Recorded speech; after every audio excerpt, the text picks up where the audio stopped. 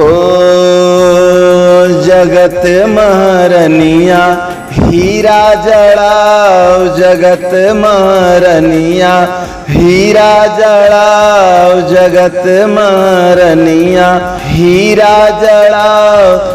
रची रची के मोहर माला, सोनावा के कंगन बाला, ले आओ रे मलिनिया हीरा जड़ाओ, ले आओ रे मलिनिया हीरा जड़ाओ। जगत महारनिया हीरा जड़ाओ, जगत महारनिया हीरा जड़ाओ, जगत महारनिया हीरा जड़ाओ। चूड़ी हारिन चूड़ी लियाव, लाल फीता या सिंदूर सजाव। चूड़ी हारिन चूड़ी लियाव, लाल फीता या सिंदूर सजाव।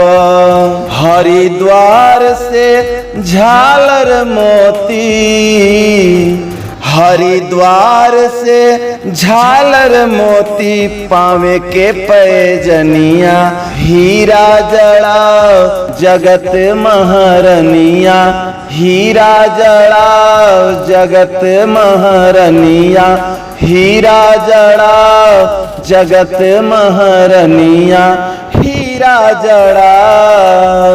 तार लागल गुलाबी चुनरिया, ना हटे माई पर से नजरिया।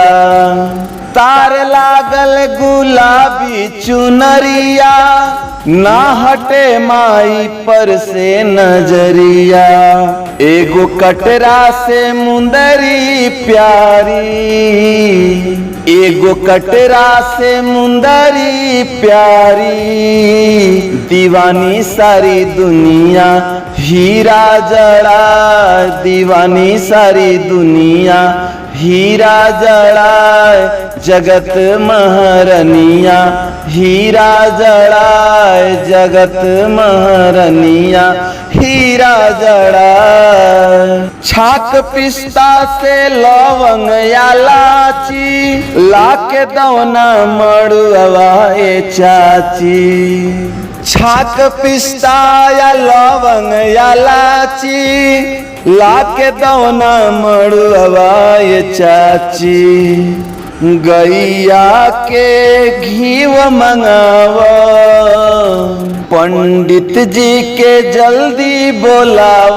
हमाई के पूजनिया हीरा जड़ाए, जगत महारनिया हीरा जड़ाए, जगत महारनिया हीरा जड़ाओ, जगत महारनिया हीरा जड़ाए।